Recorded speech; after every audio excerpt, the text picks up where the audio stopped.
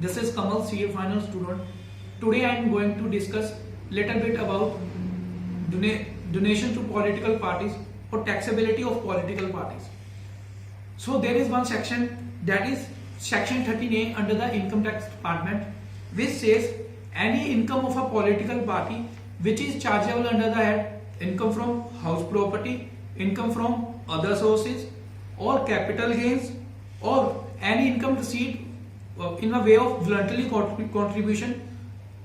Any income received from these, it is not included in the total income of a political party for the previous year, provided three conditions. First one is they should maintain proper books of account and documents. Second one, if voluntary contribution exceeds rupees 20,000, then they should maintain proper name along with the address of the donor. Third one is these books of account or documents which have been maintained by the political parties, this should be properly audited by the chartered accountants.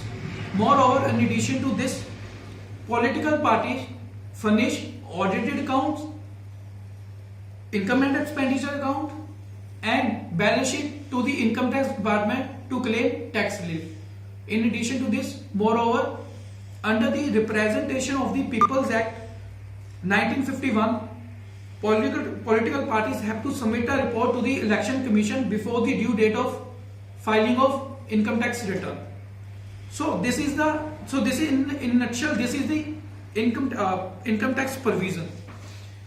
So after demonetization, our taxpayer of the country are under the scanner of income tax department. So any amount deposited by them into the banking channel is under the closed eye of income tax department as well as financial investigation unit. So what is the case in case of political party?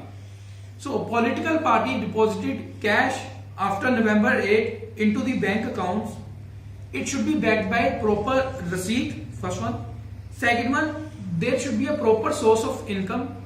Third one, any amount which is deposited by the political parties till 31st of December 2016, this cash balance should be prior to November 8. Along with these three, political parties have to submit audited accounts, balance sheet, and income and expenditure to the income tax department. This is case of political parties. Now there are two question arises in everyone's minds.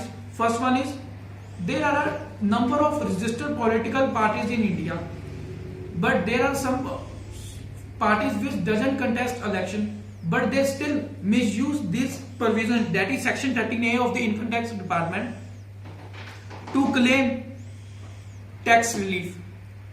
So is it unfair or fair? Big question mark. Second question, our country moves towards cashless economy, but section 13A of the income tax act still gives reliefs for the contribution or donation to the political party which are less than rupees 10,000 in cash. So is there any requirement of amendment in section 13A? Please do comment. Kamal Bansal. Thanks. Jai Hind, Jai Bharat.